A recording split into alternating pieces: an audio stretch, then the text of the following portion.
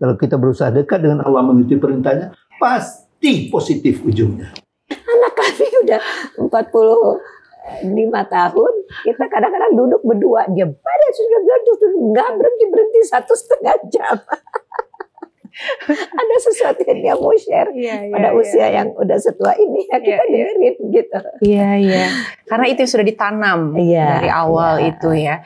Kontrol kita tidak ada artinya tanpa pertolongan Allah. Maka sertakan Allah untuk mengontrol anak-anak kita. Usaha apapun yang kita lakukan harus kita minta backup. Kalau enggak, tidak bisa maksimal.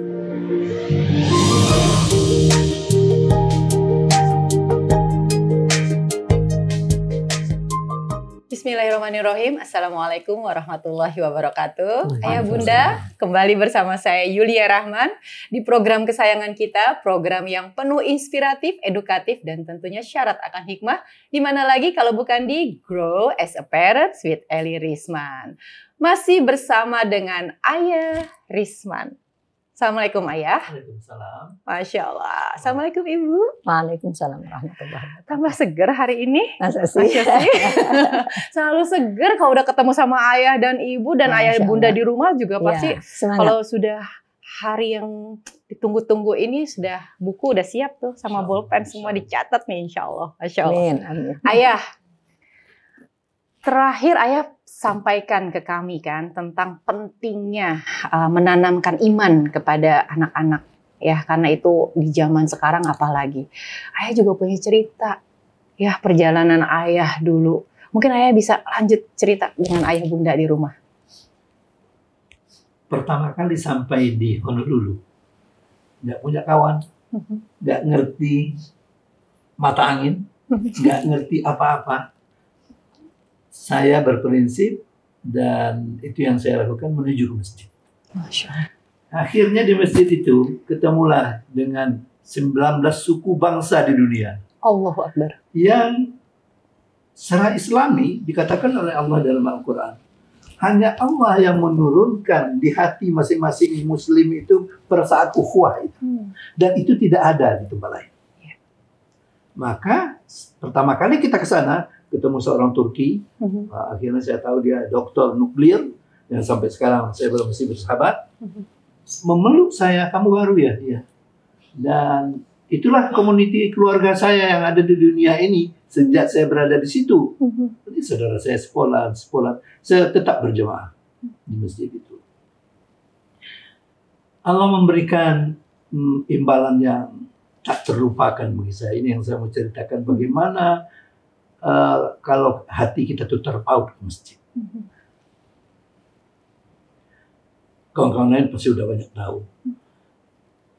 Waktu saya sekolah semester pertama, itu nggak boleh dibawa keluarga.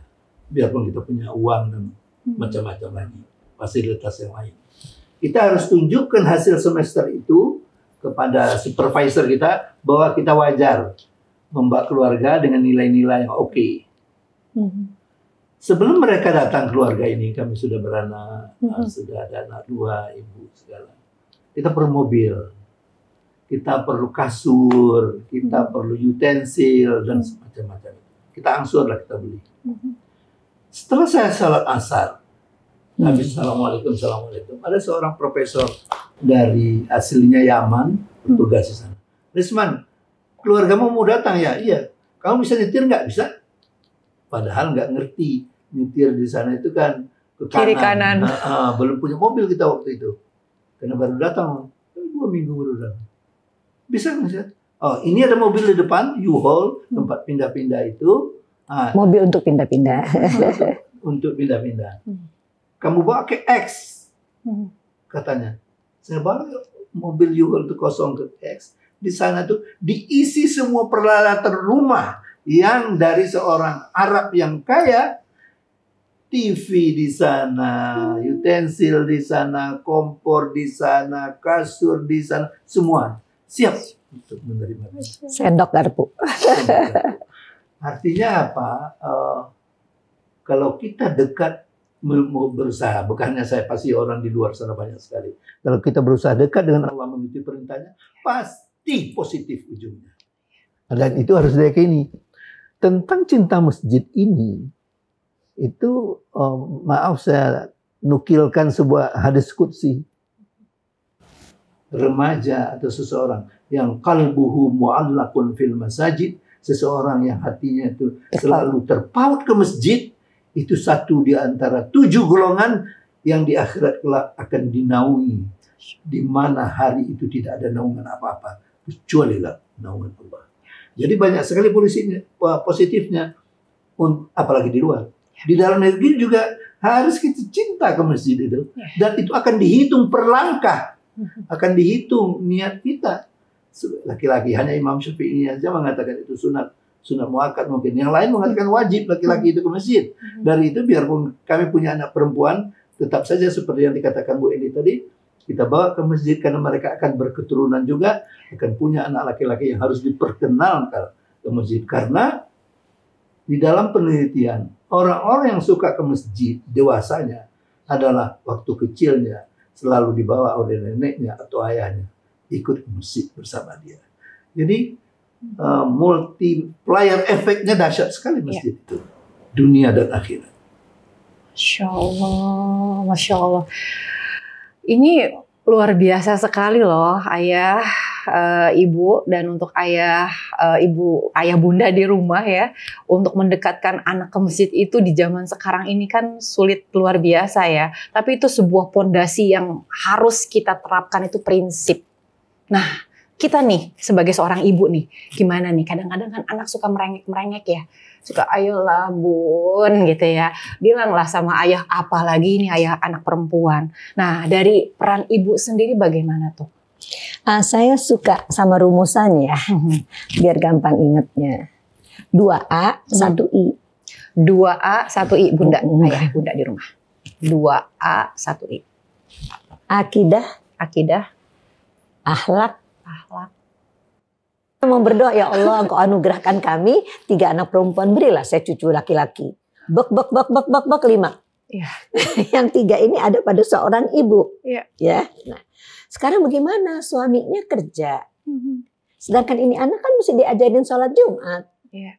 Kalau nggak ada pondasi tadi dari ayah, lewat aja sholat Jumat anak-anak. Enggak. Ya. Naik ke mobil atau naik ke motor, dia bilang, dia tungguin anaknya wudhu, tungguin coba dia duduk di motornya, nungguin deket pohon, nungguin anaknya salat. Masya Allah. Nah kalau nggak ada semayannya, apa yang tumbuh? Betul. Jadi menyemai itu penting sekali. Yang disemai pertama itu 2A 1I. Nah, dilengkapi dengan apa? Cerita. Jadi kita simpulkan nih yang kita omongin pada episode yang lalu. Ya, dasarnya adalah 2A karena Ibu pakai istilah 2A 1I tambah C. C-nya cerita. Jadi anak-anak kadang-kadang dimulai sama Bapak cerita dulu untuk menanamkan A yang mana atau menanamkan I-nya gitu loh. Begitu. Jadi anak-anak mengingatnya dengan jelas, dia senang gitu, dia bahagia karena ini lagi, ayo gini tangannya. Ya. Bila hati senang, otak menyerap lebih banyak. Iya. Jadi cerita di dalam keluarga kami, pengasuhan kami adalah sesuatu yang mutlak. Bercerita. Gitu. Berarti seorang ayah itu harus pandai bercerita. Nggak usah susah-susah. Kayak Bapak tadi, ayah tadi ketemu ini. Itu coba lihat bagusnya itu kursinya atau apanya. Terus cerita sesederhana itu. Konkret gitu ya.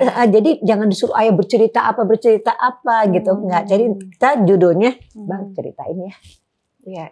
Ceritain nanti sama anaknya ya. Betul. Tadi misalnya ketemu teman, apa lagi makan ketemu siapa. Yang hari-hari aja tapi cerita. Nah, nanti anak-anak juga mengajak anaknya nanti untuk bercerita. Jadi kita tahu, kita follow bukan hanya perilakunya, tapi pikirannya. Dari bercerita. Betul. Iya. Jadi waktu dari kecil memang kami bercerita. Menjelang tidur, baca buku, gitu. Waktu mereka belum bisa membaca, dan setelah itu mereka membaca, tapi nanti didiskusikan. Oke. yang mereka baca. Iya, iya. Gitu. Ayah ada tips nggak untuk bagaimana seorang ayah tuh pandai bercerita kepada anak-anak?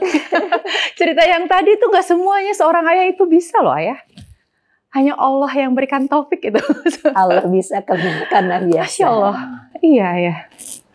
Harus ada motivasi yang besar, Motivasi yang besar. keinginan yang kuat, bahwa kita harus mewarnai anak-anak itu dengan hal-hal yang baik lewat media yang disukainya. Media yang disukai mereka itu adalah cerita. Karena kalau kita mengatakan secara formal, nggak masuk, maka berceritalah. Sesuatu yang kita anggap, kita alami siang itu, dan sangat bermanfaat, diceritakan kembali dengan bahasa mereka. Dan itu, kalau saya selalu berprinsip, kalau itu kita ceritakan dengan hati, Sampai dia akan juga abadi di hatinya. Yeah. Maka salah satu yang saya ceritakan kepada mereka adalah bahwa ini masing-masing PhD kandidat pengalamannya macam-macam. Saya hanya bercerita ini untuk barangkali bisa dimanfaatkan oleh orang yang lain yang sekolah juga. Di PhD kandidat itu ada mata kuliah wajib yang harus diambil. Dan itu tidak setiap semester tersedia. Pada suatu kali yang kami tunggu-tunggu, mata kuliah wajib itu ada terpapar di sekolah, harus diambil. Ternyata hari Jumat. Yang kalau kita ambil Jumat nggak dapat. Oh. Sangat dilematis. Iya. Pilih Allah atau ini. Iya. Paling mudah adalah darurat. Ambil aja itu. Allah tahu. Iya. Jadi saya berdoa. Ya Allah, perkenankan daku untuk mengutamakan kamu dari dunia ini. Tidak sampai seminggu kemudian, jadwal mata kuliah wajib itu diubah tidak Jumat. Allahu Akbar. Jadi makin memperkuat kita, kalau Allah itu diutamakan, nggak ada hal-hal yang mustahil bagi dia untuk mengabulkan permintaan kita itu. Dan itu memang harus totalitas itu menurut saya. Sebagaimana saya waktu ikut tes S3 di antara 100-an diambil 5, saya orangnya sangat average, biasa. Tapi saya merasa, mungkin, na'udzubillah bukan sombong, saya sedikit agak dekat dengan Allah. Maka saya diambilnya 1 di antara 5 itu, Risman Kamikulah. Jadi saya lulus, untuk 1 di antara 5 itu dengan tes yang sangat banyak, dan saya yakin itu karena uluran tangan Allah. Bukan karena kepintaran saya. Itu dari pelajaran yang saya ambil kalau kita dekat dengan Allah, dekat dengan rumahnya. Ceritain ke anak-anak. Nah, itu ceritakan karena itu sangat berpengaruh. Karena setahun yang akan datang baru ada mata kuliah itu lagi. Dan kalau itu hari Jumat, kobong lagi Jumat saya. Karena tidak setiap waktu ada ya. Maka saya ceritakan dengan anak-anak dengan saya warnai dengan beginilah Allah itu. Cara Allah itu membayar kalau kita dekat dengannya. Nah ini dengan kalimat-kalimat tertentu sesuai dengan usia anak-anak, insya Allah akan menghujam di hatinya sampai akhir hayat dia. Dan itu akan ditularkan pula kepada anak keturunannya insya Allah. Ya, jadi pondasi agama itu nomor 1 nggak bisa diutak-atik lagi ya ayah ya. Dan yang seperti tadi ayah. Tidak ada tawar menawar. Dan tadi yang seperti yang ia tanyakan, bagaimana ayah-ayah di rumah itu bisa pandai bercerita? Yaitu minta ke Allah. Karena tugasnya kita itu adalah mewarnai ya ayah ya. Jadi kalau kita udah jujur sama Allah minta, pasti Allah kasih ya. Bagaimana meskipun cuma 1-2 kata kali ya. Pokoknya gini, bilang. Yang bisa kita bilang apa? Karena kalau kita bilang cerita kayaknya jadi berat banget. Panjang gimana gitu ya. ceritanya ya gitu. Udah. Kalau bahasa anak-anak share. Ya asal bilang aja gitu kepada anak. Tentunya bilang ada nilai. Iya. mengatakan, tapi tujuan kita mengatakan ini loh. Iya. Bukan cerita sebagaimana cerita Kosong. tapi ada maksud di belakangnya, yaitu menanamkan ketauhidan yang lebih jauh untuk mereka dengan mengambil contoh-contoh kehidupan yang real dilihat oleh mereka hari-hari. Betul. Berarti itu konsep suami istri. Iya. Ya, karena mungkin itu juga harus saling mengingatkan ya ayah ya. Antara suami dan istri mengingatkan, jangan lupa ya untuk cerita apa gimana? Ibu? Enggak, karena kita udah ada kesepakatan sharing. Jadi dalam sehari-hari itu bisa makan malam, siapa aja boleh ngomongin apa yang menarik bagi dia hari itu. Iya. Nanti kadang-kadang ayahnya tanya, so what is the lesson learned? Iya. Apa yang bisa dipelajari dari situ? Kalau udah terbiasa, anak-anak kan bilang, what is the lesson learned? Gitu. Jadi yang bisa kita pelajari apa gitu.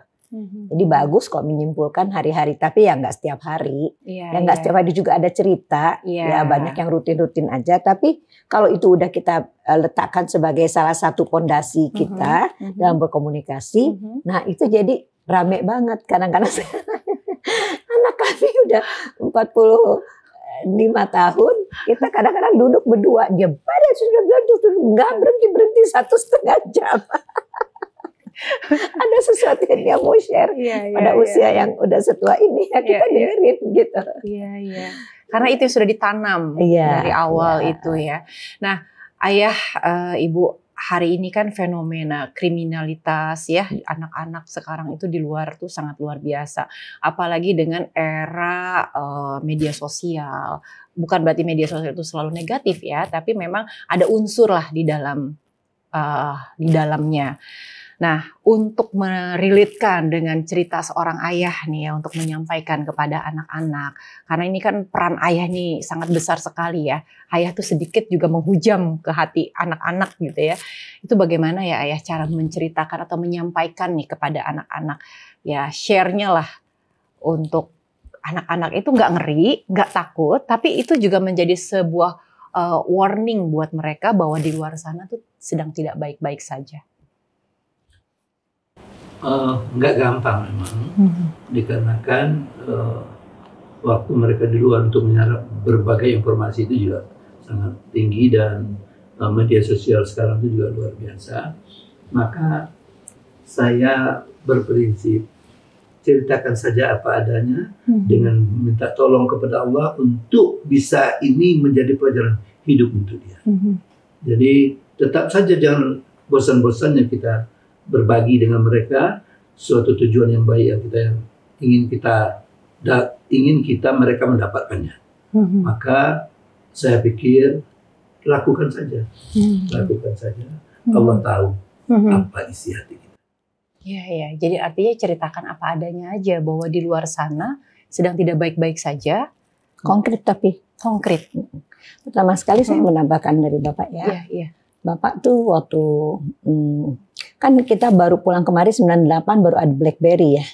Oh iya. Ya, jadi sebelumnya kan kita cuman internet kan, dan internet itu baru terkoneksi lah di Amerika.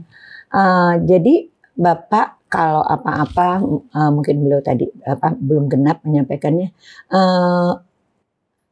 urusan dengan sosial media ini pertama sekali dikatakan pada anak adalah katakan kepada mukmin untuk menahan pandangannya. Saya potong ayatnya. Kullil mu'minina yaghuddu min absarihim wa yahfadhu furujahum. Katakan kepada mukmin untuk menahan pandangannya dan menjaga kemaluannya. Dulu, zaman-zaman dulu belum ada sosial media seperti ini. Yang menahan pandangan ya nggak usah liatin perempuan cantik sampai lama-lama gitu misalnya dan yang lain-lain ya. Kalau sekarang ya nggak bisa lihat HP berlama-lama, apalagi melihat ya terus dibatasin. Kenapa? Karena kalau mata kita melihatnya terlalu lama, ya gambar-gambar ketelanjangan yang tidak patut masuk lewat mata membuat kalau sekarang ibu tambahin ya cairan otak tertentu ya keluar berproduksi membuat kamu jadi kecanduan. Kalau kamu udah kecanduan, kontrol terhadap kemaluanmu jadi lemah. Jadi kalau pandangan tidak ditahan, kemaluan jadinya berfungsi tidak patut. Misalnya begitu. Nah itu ayah harus pandai menjelaskan kepada anaknya. Sekarang itu ya pekerjaannya menantu-menantu untuk ngomong dengan cucu-cucu yang laki-laki kan ya. Tapi sekarang buat ayah-ayah di luar sana perlu sekali mengatakan ini gitu. Duduk sama anaknya baik-baik dan bilang, kalau kamu nggak tahan pandanganmu, kemaluanmu nggak bisa dijaga. Apa akibatnya coba? Kalimat bertanya. Kalimat bertanya. Gitu. Jadi memang harus konkret. Nggak bisa juga diistilah-istilahkan. Nggak pakai istilah-istilah. Karena anak-anak Karena juga Quran nggak pakai istilah. Quran nggak pakai istilah. Pandangan, kemaluan. Ya kan? Nah, jadi sekarang bisa kita tambah dengan bacaan-bacaan bagaimana apabila apa yang terjadi apabila pandangan tidak ditahan terhadap kemaluan. Ya tadi itu fungsi otak terganggu, kemaluan nggak bisa dikendalikan. Kendali terhadap kemaluan hilang. Iya. Nah, dengan fenomena itu, ayah bekerja di rumah, ibu di rumah, ayah bekerja atau dua-duanya bekerja. Itu untuk menyampaikan itu apakah perannya dibagi-bagi satu-satu atau memang ada kesepakatan bagaimana ibu, ayah? Karena ini sangat luar biasa ya isu yang sekarang ini ya tentang kriminalitas di luar anak-anak itu. Kriminalitas di dalam rumah juga. Di dalam rumah juga, betul. Karena internet siapa yang pasangin? Itu Ibu dia. selalu bilang seperti itu. Aduh itu. Ya, jadi rumah wifi, TV berlangganan, handphone canggih di tangan anak. Dan kita ayahnya belum ngomongin apa-apa tentang menahan pandangan dan menjaga kemaluan. Ya. Jadi diomongin aja apa yang terjadi pada teman-temannya. Mulai berbicara tentang apa yang terjadi pada teman-temannya. Nah itu mungkin nggak terjadi sama kamu. Ya, apa saja? Bagaimana caranya? Bisa nggak ayah sama mama mengontrol kamu kalau dalam kamar? Nah, kenapa selalu diingatkan? Ayah selalu ngingetin kamu tentang penggunaan itu, ya kan? Mengasihkan nggak mengasihkan? Langsung aja angkat kalau tergantung usia anak ya. Oh iya. Kalau anak itu udah 10 tahun, dia disampaikan karena maaf, ayah bunda kan gitu nggak bisa kita elakkan lagi bahwa ya sekarang yang melakukan kegiatan seksual, kekerasan seksual, kejahatan seksual adalah anak umur 10 tahun. Iya kan? Yang saudara kita yang teman kita dokter spesialis kandungan itu SPOG, obstetrik ginekologi, kan itu terkaget-kaget gitu ya tentang berita yang nggak usah kita sebutkan di sini, tapi ayah bunda pasti udah tahu, kalau nggak tahu di Google, ya. Itu 10 tahun. Laki-lakinya umur 12 tahun. Bisa semalaman nginep dan melakukan macam-macam. Nah, waktu ditanya, dia ketawa-ketawa. Belum yang melakukan perkosaan, ya kan? Nah, untuk menyempurnakan nafsunya, dia bunuh dulu. 12 tahun, 13 tahun. Nah, jadi kalau misalnya tadi ayah nggak bicara, ya bagaimana kita menghadapi persoalan yang begini rupa? Gimana tuh ayah? Kita sebagai ayah atau ayah-ayah di rumah sudah menanti nih tips, karena tips ya nasihat dari ayah Risman untuk ayah-ayah di rumah untuk menyampaikan ini kepada anak-anak. Harus kembali lagi bahwa anak itu amanah. Ya. Keluarga itu amanah, termasuk istri itu amanah. Amanah itu harus kamu jaga dengan sebaik-baiknya. Karena konsekuensinya adalah pertanggungjawaban di muka Allah. Dengan demikian, masing-masing keluarga pasti punya cara masing-masing yang suitable dengan mereka, yang cocok dengan mereka. Maka si ayah dengan kesibukan yang luar biasa di luar sana, memang harus punya waktu. Harus punya waktu untuk memonitor secara tidak langsung maupun langsung di mana anaknya. Ngapain dia di sana? Dia belajar bersama itu dengan siapa? Siapa saja yang ada di rumah itu? Apa karakteristik kawan yang tempat dia untuk belajar bersama itu? Nah, itu paling perlu, dan juga harus sangat dibatasi atau tidak dibolehkan misalnya untuk nginep. Karena nginep itu kalau sebaya mereka akan terjadi komunikasi yang macam-macam yang tidak terkontrol oleh dari jauh. Maka demikian harus kita batasi, jangan nginep, jam sekian harus pulang. Jadi itu salah satu cara kita orang tua untuk membatasi pengaruh-pengaruh dari mass media yang dahsyat sekali. Karena Satu pintu kecil kita tutup, beribu pintu di luar sana terbuka dengan sebebas-bebasnya. Kontrol kita tidak ada artinya tanpa pertolongan Allah. Itu. Maka sertakan Allah untuk mengontrol anak-anak kita, karena kita tidak mampu. Banyak sekali anak-anak yang baik, puasa sunat, sembahyang sunat, tapi dia menjual tabung gasnya untuk beli narkoba, menjual harta ibunya untuk membeli narkoba. Di rumah sweet boy, sweet anak kan. Tapi itu sudah kejadian 15 tahun, 20 tahun yang lalu. Apatah lagi sekarang. Maka dengan demikian, usaha apapun yang kita lakukan harus kita minta backup dari Allah. Kalau enggak, tidak bisa maksimal. Jadi harus berusaha dan sandarkan kepada Dia. Ya Allah, hanya kepada Kamu lah kami memulangkan semua persoalan ini. Kalau tanpa Engkau, ya Allah, tidak terselesai. Tolonglah kami dalam membesarkan anak-anak sebagai amanah yang telah Kamu berikan kepada kami. Ulurkan tangan-Mu selalu kepada kami, untuk kami mampu menjadikan dia anak soleh-soleha yang bisa kami pertanggungjawabkan nanti di hadapan. Saya pikir blending itu selalu harus kita lakukan dalam rangka menyelesaikan persoalan-persoalan yang semua kita pasti menghadapinya. Tergantung besar kecilnya, banyak tidaknya, parah tidaknya, tapi kita formula dasarnya harus begitu. Kita berbuat sesuatu dan sertakan Allah untuk di sana. Masya Allah. Ya Allah, terima kasih Ayah, Bunda, Ibu. Ini luar biasa sekali ya. Jadi untuk ayah-ayah di rumah dan juga bunda-bunda di rumah, ini yang pasti harus utuh dulu suami istri ini ya, untuk sama-sama mempunyai pondasi yang kuat, satu frekuensi yang sama, yaitu tidak tawar-menawar, Allah nomor satu, libatkan Allah dan kontrol. Ya, jangan sampai lost kontrol, karena itu ada di dalam kendali kita juga ya, kalau anak-anak kita, dengan aturan-aturan yang dikembalikan kepada seorang ayah. GBHK itu. Posisikan ayah sebagai raja, ayah yang berbicara kepada anak-anak dengan segala aturan-aturan ayah yang penuh sayang, yang penuh cinta dengan hati ayah. Masya Allah. Ayo Bunda, siap untuk mengazamkan diri ya, untuk menjadi yang terbaik sebagai orang tua, tidak ada kata terlambat. Dan pastinya kita akan terus belajar bersama Ayah Risman dan juga dengan Ibu Eli Risman. Banyak sekali yang akan kita gali, banyak sekali yang kita inginkan ilmu dan nasihat beliau. Jadi nanti kembali lagi bersama program kesayangan kita, program yang penuh inspiratif, edukatif, dan juga pastinya syarat akan hikmah.